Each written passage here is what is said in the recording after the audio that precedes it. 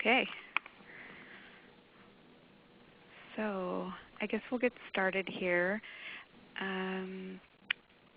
Just wanted to thank Jorie Paoli from the First Alaskans Institute. She is speaking with us today and sharing the work that they have been doing on the Alaska Native Dialogues on Racial Equity, and we're really glad to have her as a part of this series that is looking at barriers to health and safety and brought to us by the Pathways Statewide Steering Committee. Thanks so much, Jorie, for joining us today. No problem. Thank you, Lori. I really appreciate the opportunity to meet with you guys. I want to extend appreciation to the Pathways Statewide Steering Committee for allowing us to share a little bit about the project that we just completed, the Alaska Native Dialogues on Racial Equity. Before I get started talking about the project itself, I wanted to share a little bit about First Alaskans Institute, which is the organization that hosted the project. FAI, First Alaskans Institute, is a statewide Native nonprofit. We focus our work in 3 areas. We have a leadership development program, which primarily is our summer internship program for college, junior, and seniors, and master's degree students being placed in organizations across Alaska. We have our Elders and Youth Conference, which directly precedes the AFN conference each year. And we also have a public policy fellowship where we place fellows in Juneau offices to learn about policies and legislation and the such. We also have our Alaska Native Policy Center. Within the Policy Center, we consider ourselves somewhat of a think tank for issues that affect the Native community. We conduct research, we publish information to help educate others about issues within our community.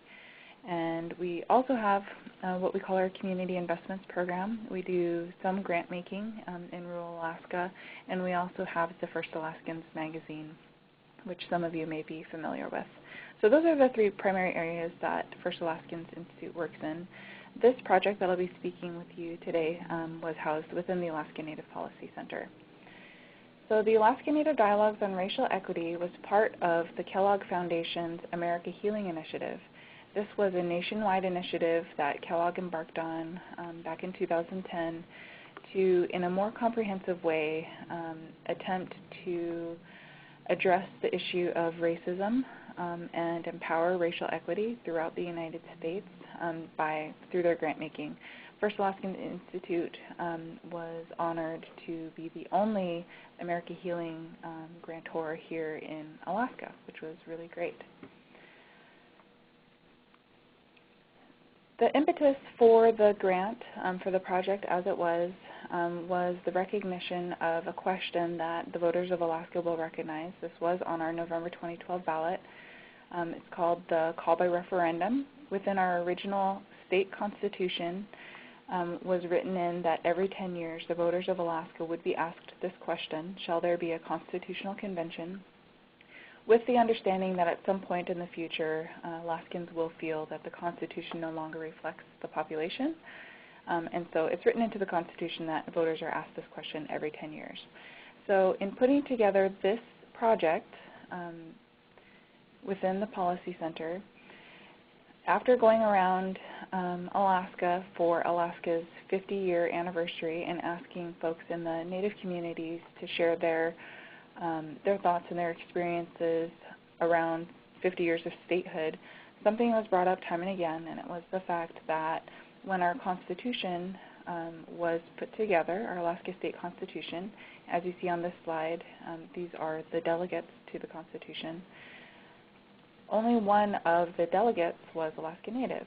And so in recognition of looking at the original delegation and that, it wasn't necessarily the most diverse group of folks putting together our founding document as a state, in putting the project together, one of the questions we wanted, in recognition of the fact that Alaska is one of the most racially diverse states in the Union, was what would a racially equitable constitutional convention look like? So if we actually had a constitutional convention that represented the diversity of our population, what would that look like? So in putting together this project, we wanted to use the call by referendum, knowing that voters would be asked that question in November 2012, as a way to elevate the dialogue on race and racism in Alaska by calling to question this document. What our intention was to use that as a way to link policy to this issue of race and racial equity as a way to actually talk about the issue of racism. We wanted to be very clear that we weren't calling for people to vote yes, we need another constitutional convention. It was merely a mechanism to be able to have this conversation on race and racial equity by linking it to policy. So the two primary goals of the project were to reset the dialogue on race in Alaska and advance policy solutions toward racial equity.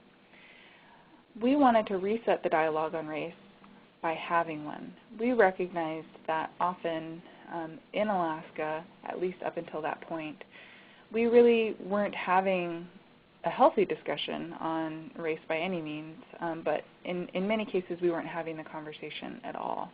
And so the idea was to be proactive in hosting conversations about the issue of race in a proactive way and in a healthy way, not in response to something, because we found that often when conversations about racism happened in response to an incident that happened, that it ended up being very polarizing for the community.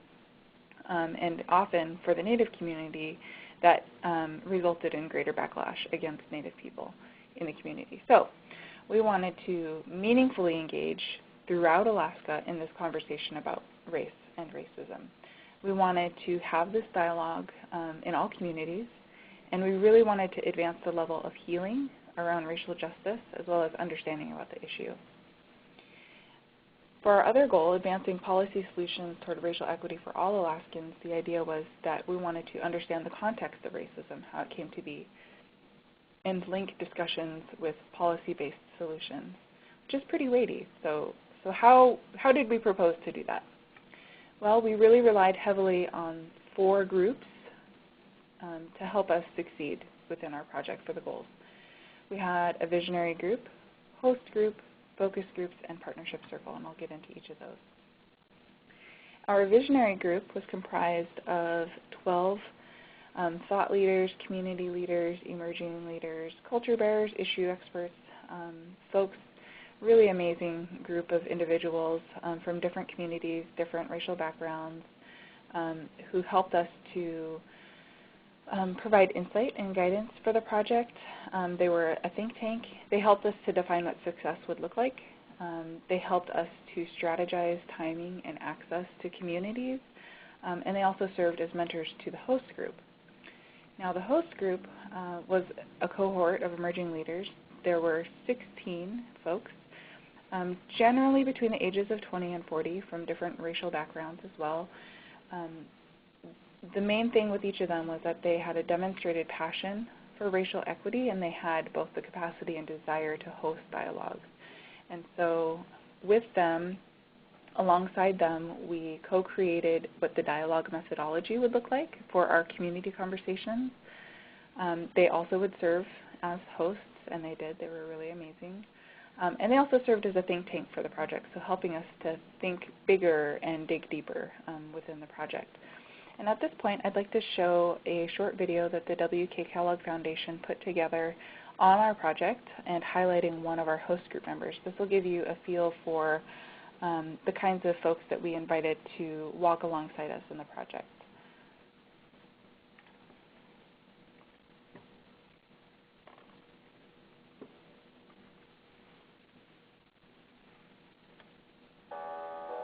The first time I felt different, I think, was when I was 15, standing outside of a grocery store, wearing a fun little summer dress.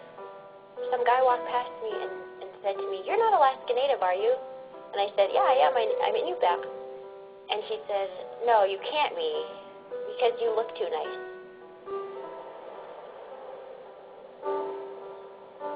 The communities across Alaska haven't really dealt with racism.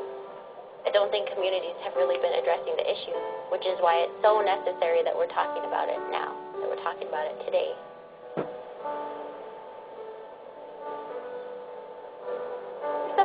still hear people talk about how there were no dogs, no natives signs in storefronts in this state. Beyond that, we haven't really gotten into the details of just all the many places that racism is hiding.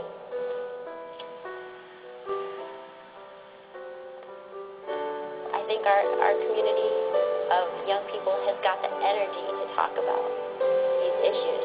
Our generation is really willing to talk about things. We want to have dialogue. We don't want to sit and watch another generation of people get lost to suicide, alcoholism, drug abuse.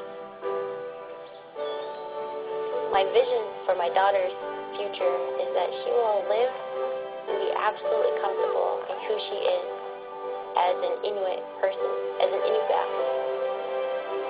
And she'll be free to live a good, happy life. She won't have to deal with the social problems that we're dealing with now. What she'll be concerned about is, inventing the cure for cancer or whatever she wants to do, really.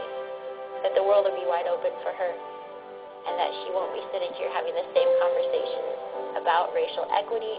In doing that, talking about the issues of racism, we're building unity, and it's a powerful thing.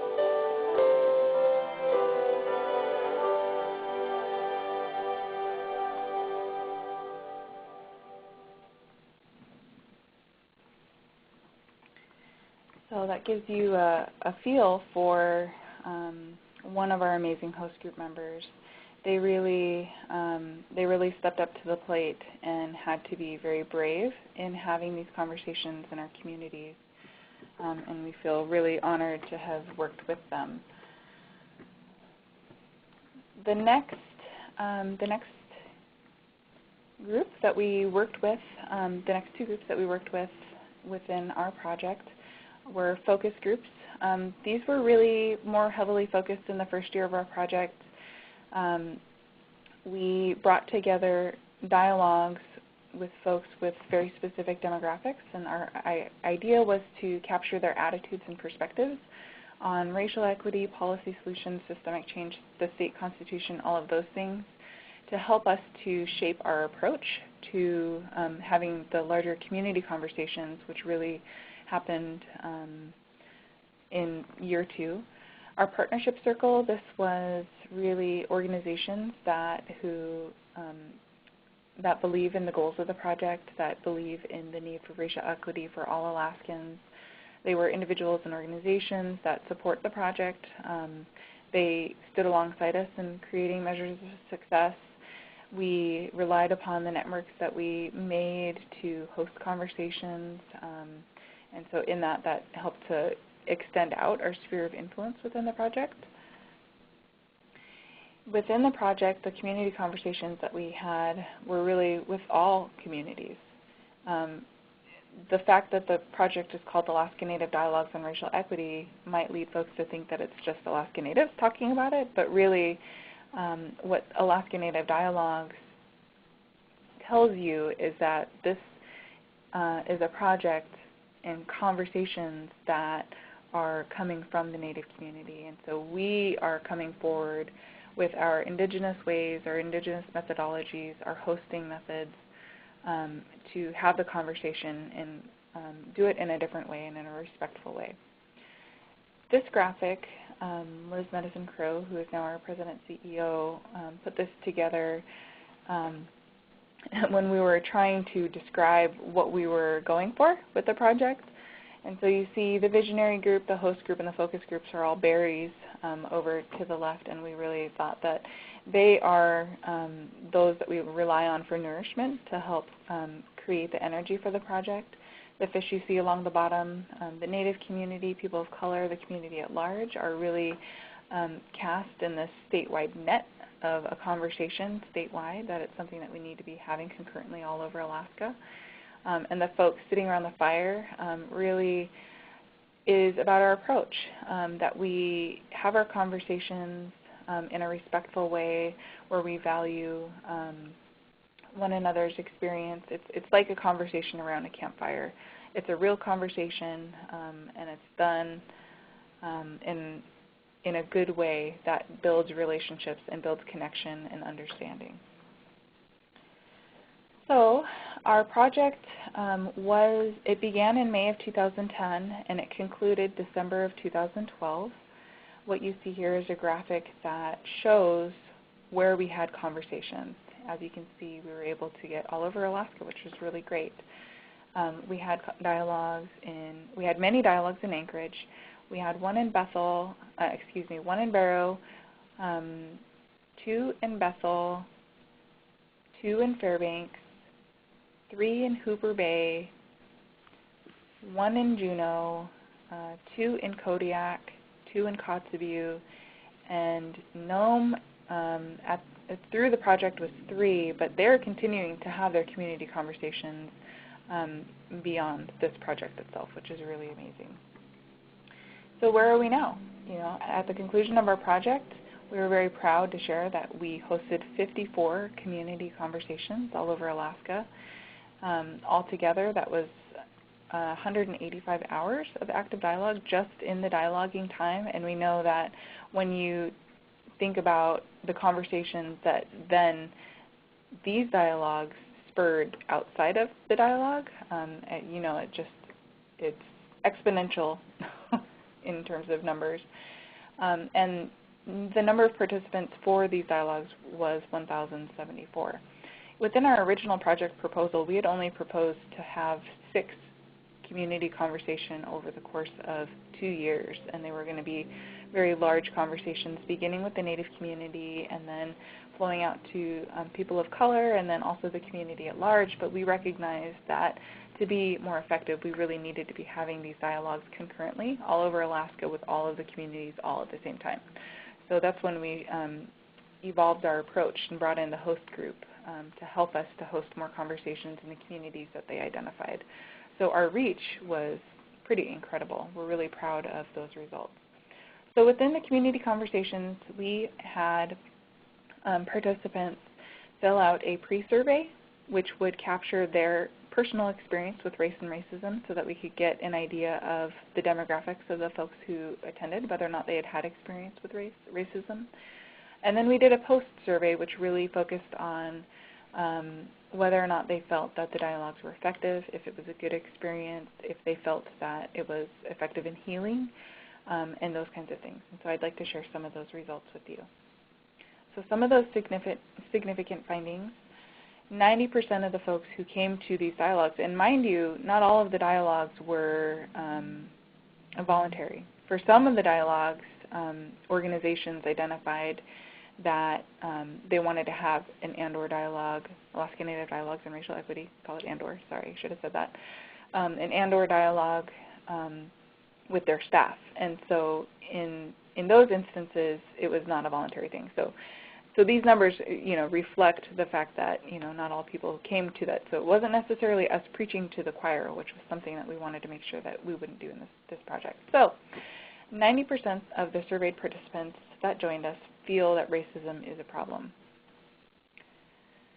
77% of the participant surveys felt that these dialogues, the ones that we hosted, are beneficial in healing and moving forward. 70% feel more or much more comfortable talking about racism with others. Something that we recognized, early on in this project is that even the word racism is pretty taboo.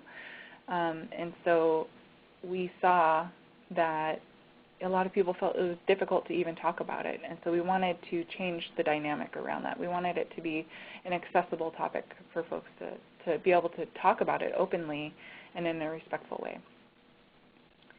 And 95% of those surveyed felt that these dialogues are an effective way to address racism in Alaska. So that's something that we're incredibly proud of.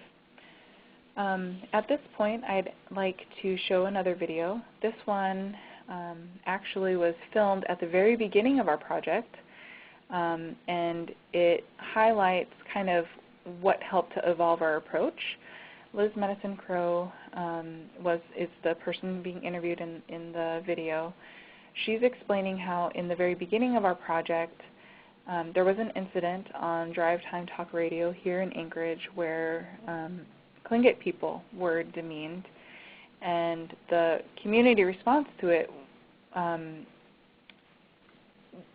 was starting to be in a way similar to what had happened years prior, when there had been another radio talk show incident where they made a really sick joke about Native women, and there was community outcry around it, organizations coming forward and asking for the firing of the DJs, and there was just a large community uproar. But what we saw in the response to that incident years ago was a polarization within our community, and then the backlash against Native people. And so Liz, in this video, will talk a little bit about what helped to shape our approach and the beginning of our project as well.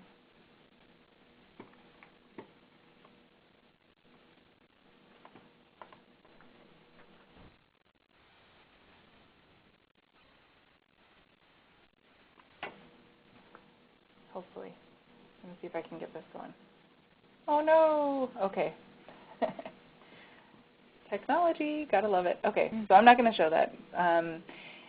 By the way, can folks, maybe at the end we can share with folks where we can access those videos?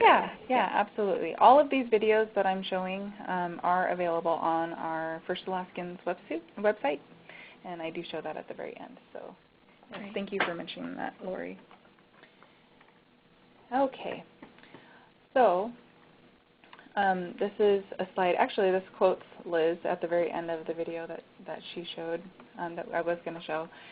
It's talking about, the taboo around the issue of race and racism in Alaska. She said, it's when you can't talk about it that you must talk about it. And I think that's something that rings true with the work that you guys do in thinking about the root causes of some of the issues that we face in our communities. And we feel, we know really, that racism is one of those root causes for challenges that we face in our community. There's actually another video that I would like to show. Let's see if it'll let me pull it up. And then that talks a little bit about those root causes and connecting it to other work that we do within First Alaskans with our Elders and Youth Conference. As Alaska Native youth, it can be troubling at times to look in the media and to look in the news. The way that Native people are portrayed as being really negative. It can lead into a downward spiral of youth not seeing role models. Alaska Native kids in urban areas are having difficulty correcting negative stereotypes. They're more likely to say nothing or live in sort of a lie. They don't have that cultural pride instilled within them. And it's just easier to go down that path rather than explaining, their lineage, their history. Through events like Elders and Youth Conference, young people are able to see that they have potential, that their experience is valuable, and that they're able to contribute. Well, I came here because I wanted to learn more about my culture and how it works. It's just important for the young people to learn about how the Native people came to this point. If our elders don't help, our culture will be lost. Our language will be lost. Our young people will be lost. Our heritage is our identity. It's a birthright that we need to take back. It's important that our elders connect with our young people because the knowledge that they hold within them is not in books. The Alaska Native culture is really orally communicated, so telling stories and spending time getting to know your elder and getting to know the kind of life that they lived. There's a lot of talking that happens in your day-to-day life, but there's not a lot of listening. So when you're in a setting where there's intentional dialogue, where people are taking off their hats, their organizational roles, and they're just being people, there's a real possibility for change. I think that dialogue has the ability to achieve racial healing because in Alaska, the issue of racism is not one that's openly spoke about, and it's gotten to the point now where if we don't take an active step, it's going to get out of control.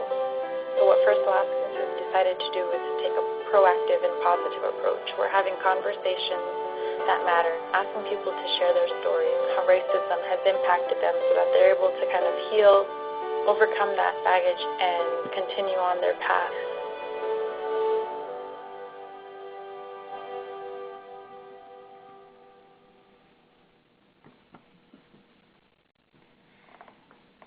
I love that video. So that gives you some context to also connecting it to the other work that we do. One thing that I wanted to share with you before I conclude, to give you a feel for some of the conversations that we hosted, I wanted to kind of tell you a little bit about some of the communities that we had these conversations with. So one of them was Hooper Bay. We were able to, with connections that we had on the host group, bring 3 hosts to Hooper Bay to host conversations with educators there. And originally the conversation was with Native educators, and then we hosted a conversation with non-Native educators, and coming out of that was a desire with both groups really to have a conversation with both groups together. And that was a really powerful experience for our hosts and for the folks there too.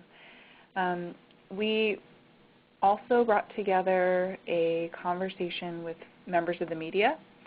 We brought, this included journalists, reporters, like web directors, station managers, bloggers. It was a really dynamic group of folks involved in the media, and we really challenged them in thinking about what their responsibility is in not perpetuating racism in the work that they do. One of the things that we kind of joked about, which is funny but not at all funny, is the fact that for a while any news story, whether it was in print or on TV or radio or what have you, if it had anything to do with a Native person or even a person with a Native sounding name, you would hear somewhere in that story the remark, either it is not known whether alcohol was a factor at this time, or alcohol is believed to be a factor, or what have you. So if alcohol was a factor or if it wasn't a factor, alcohol was always mentioned in the story, regardless of whether or not it connected to what actually happened. And so we joked about, you know, how maybe we should tie that line to other stories, like Governor Parnell unveiled the 2014 budget. It is not known whether or not alcohol is a factor at this time, to call attention to the fact that it really stands out as something that just should not be there. It doesn't make any sense for it to be there. So that's just kind of an aside for something that we talked about. So with media, we challenged them to be thinking about what their role is really in not perpetuating racism in their coverage, because when we hosted a dialogue, a very short workshop dialogue during the Alaska Press Club, we asked half of the room to talk about why it was their responsibility to not perpetuate racism. We asked the other half of the room to explain why it wasn't their responsibility, or vice versa, I can't remember what I just said, was and wasn't. We asked them to debate whose responsibility it was really to not perpetuate racism. And what their initial response was right off the bat was, for the people who said it wasn't our responsibility, they said it's not our responsibility because it's just our responsibility to report the truth. The other side said, of course it's our responsibility. It's our responsibility to report the truth. And so what we saw just in that really short time, because an hour really isn't enough time to really delve into the substance, but it was enough to scratch the surface and show, see, you think that you're telling the truth, but really what's deeper than that? And so launching off that was when we had the deeper media conversation. We were able to form a partnership under our partnership circle with the State of Alaska Department of Juvenile Justice. And through that partnership, we hosted conversations in the Bethel Youth Facility with both the detainees and the staff who work there, having conversations about the issue of race and their experiences with race, which was really powerful. We also were able to have conversations here in Anchorage at the McLaughlin Youth Facility, same thing, with staff and with youth. And it was really powerful because, under the agreements for all of our dialogues, the first one is in every chair a leader. Whoever comes to our dialogues we recognize that each and every person has value and experience in leadership. And in the way that we approach the dialogues, every person is a leader. Your experience is your truth. And so in tackling the conversation on race and racism, we ask people to bring their truth, and we ask others to be respectful and listen to understand so that they can connect with one another. So those were really powerful conversations. We also had conversation with staff at an epicenter where they publish facts, statistics, information about the Native community, and we asked them to challenge themselves in thinking about what assumptions that they make about the Native community and the information that they present. And we asked them, we actually walked them through an exercise where we gave them a copy of a publication that they put together, and it was only one page of more than that document. And we walked them through an exercise where we said, imagine that you are at a doctor's office and you pick up this document and you flip through the pages and this is what you come to. Read through it, and then with markers and these big poster papers that we have, we'd like you to draw a picture of the Native community based on what you read. Assuming that, say you're this person who picked up this publication and you don't know anything about the Native community. And so if you're basing that information off of the information that you read here in this document, what does that community look like? And so we had them actually drawing what that arose for them. And then we put them in groups and asked them to share. And that was really eye-opening for them because in that exercise, we were calling actually, for this part, I'd like to show you another video. It's really short. It's like 1 minute long, but this will help you to kind of see another approach that we used in these dialogues. And in this one in particular, it was important because it calls out our responsibility in what we do in work, but also as individuals. So here, this is a really short video. This is an awareness test. How many passes does the team in white make? Go!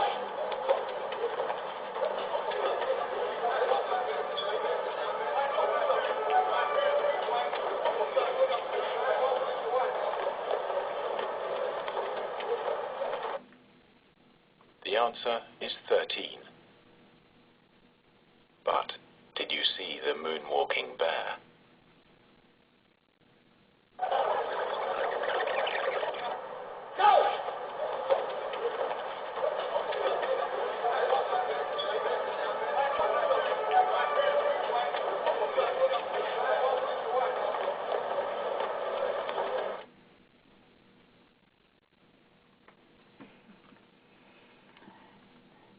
So that video, just in the context of the dialogue that I just told you about with the epicenter that publishes data about the Native community, the idea was that often people will look for what you tell them to look for. And so in the case of that video, you're asked to basically count the number of passes that the white team makes, right?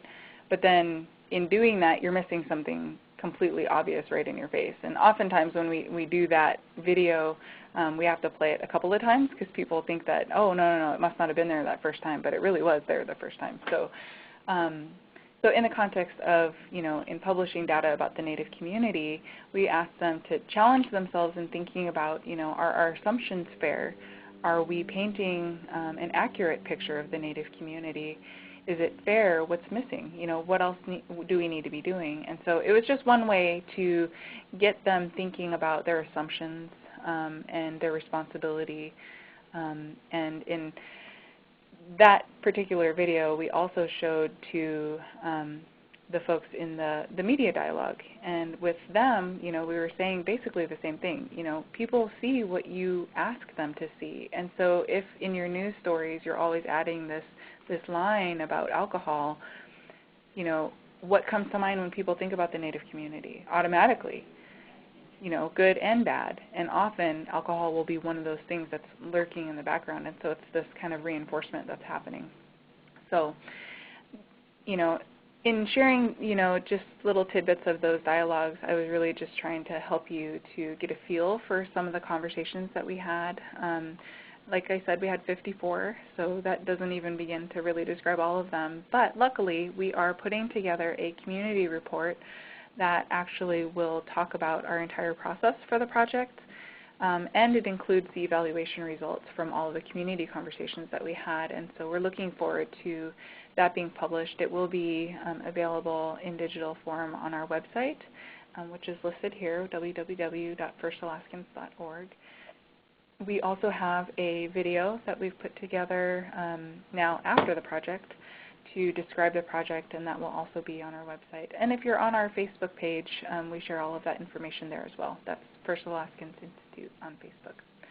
So at this point, I would just like to say, thank you so much for allowing me to share about our project. I hope that it has you curious about conversations you could be having, and thinking about, maybe ways that you can be bringing this sort of dialogue forward. If you have any other questions, if you'd like more information, please feel free to contact us. This is our email address, our website, and our phone number. Thank you. Thanks so much, Jorie. I know that we had a handful of questions earlier when people were able to type them in, and so maybe if you have a few minutes here, I might ask you a couple of those questions. Sure. And so you talked a little bit about how these conversations are linked to the well-being of all communities, and particularly Native people in Alaska. Can you explain a little bit your thoughts about how this relates to the well-being of people, how it relates to the work we're doing around ending violence and just improving wellness in communities? Sure. It's a deep question. So. It is a deep question. Yeah. So one I don't have a full answer to, but in relation to the project that we did, oftentimes, specifically within Native communities, we know that there are things in our past, collectively as Native people, that have happened in our communities that have caused a lot of trauma.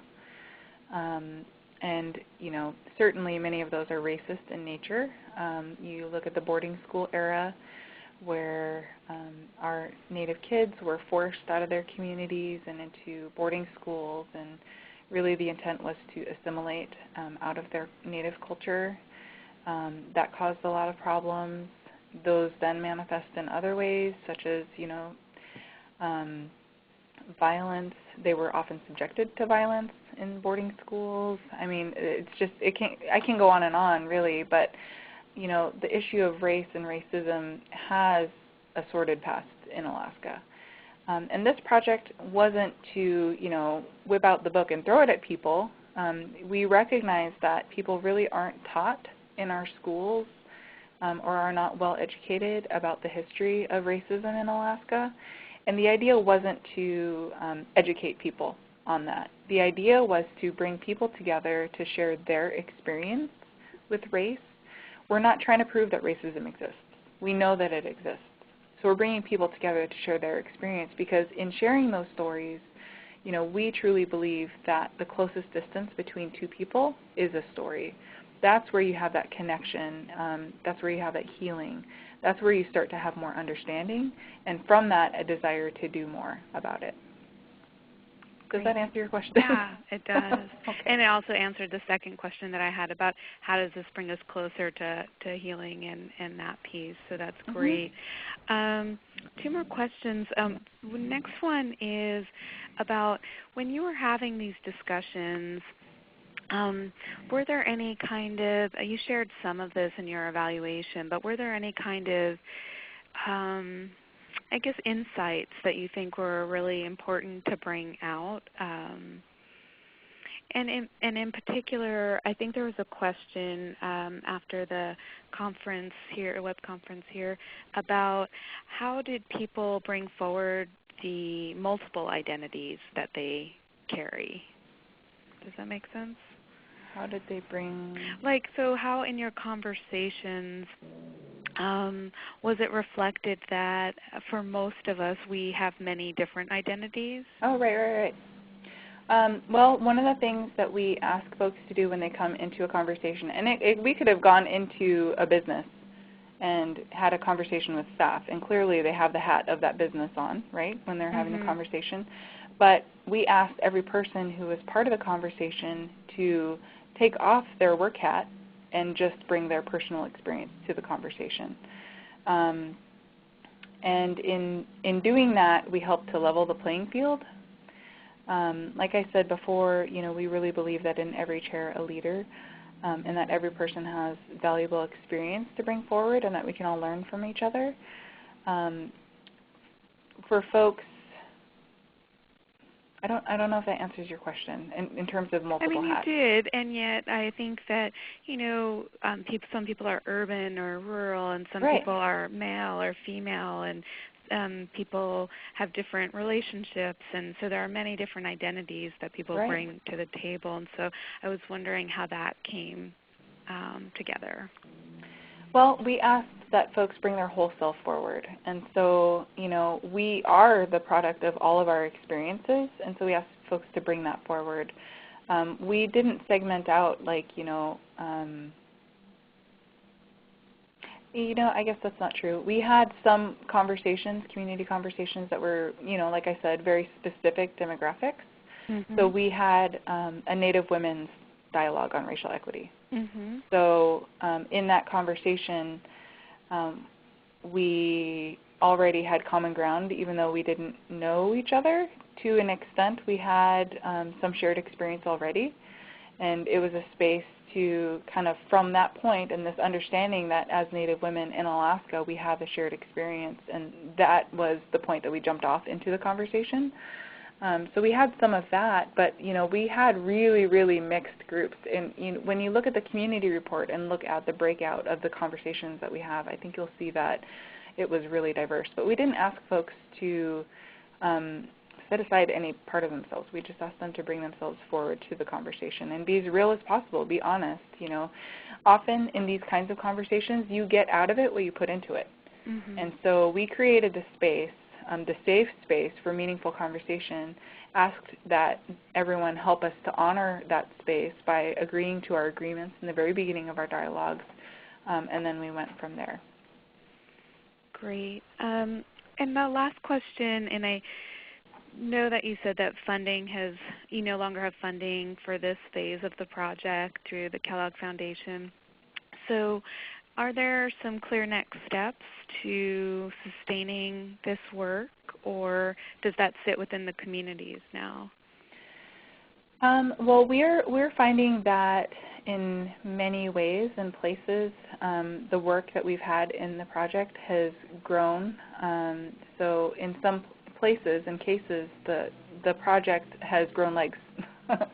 So communities that have had these conversations were really impacted by the conversation and continue to have them. We see that in Nome. They just recently, just last Saturday, I believe, had another community conversation, just really open, inviting anyone in the community to join them and just having these conversations about, race issues in their community. So we see that has happened on its own. Things that we're looking toward doing, we don't currently have funding for Phase 2. We do want to move ahead and continue, the momentum of this work. And so we will be seeking funding, continuing to seek funding to do this work. But on the immediate horizon, we're looking at maybe piloting some form of train-the-trainer kind of project where we actually train others in the communities on how to host these kinds of conversations using the methods that we did, just because we found that they were very effective. And so that's a natural next step for us. That's what we're looking at right now, is trying to get other folks empowered, really, to feel that they can also host these conversations. So it's not First Alaskans Institute or members of this project coming to the community to host the conversation. I mean, we were really honored to do that and, really loved being able to do that. But it would be really amazing if folks in the community felt that they could do that, That's really exciting. Yeah, it's great. Well, I think those are all the questions, and I really want to thank you for your time and all your hard work on this project. I know there's a lot of excitement in the state around this, and I want to thank everyone for listening and joining us for this ongoing web conference series. And our next month's conversation will be hosted by some folks that will be speaking about the Knowing Who You Are work. And so we look forward to people joining us in May for that conversation. So anything else you'd like to add, Jorie? No. Kolyana, for your time. I really appreciate it. Thank you. Thank you. Please stand by.